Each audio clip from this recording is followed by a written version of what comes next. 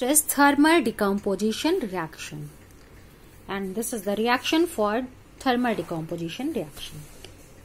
As I told you, when the decomposition is carried out by heat is called thermal decomposition reaction.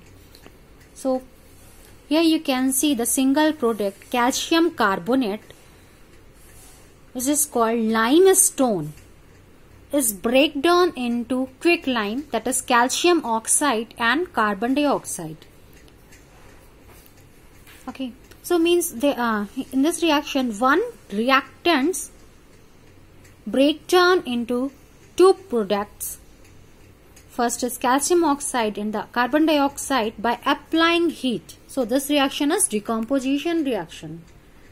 Decomposition means is breakdown of one reactant to form two or more than two products, and it is applied by heat, electricity or light. And here you can see this decomposition reaction is performed by applying heat.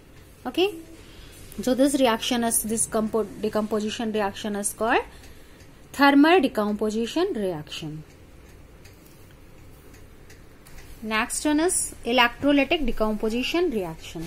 So when decomposition reaction is carried out by electricity is called electrolysis decomposition reaction. Here you can see water is break down into hydrogen and oxygen by the process of electricity. So this reaction is called electrolytic decomposition reaction. And the third one is photo decomposition reaction.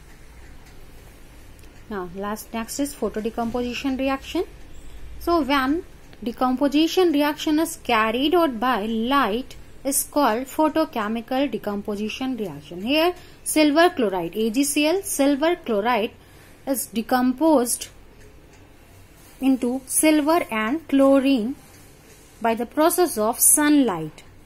Here sunlight is responsible for the decomposition reaction. So this type of reaction is called photochemical decomposition reaction.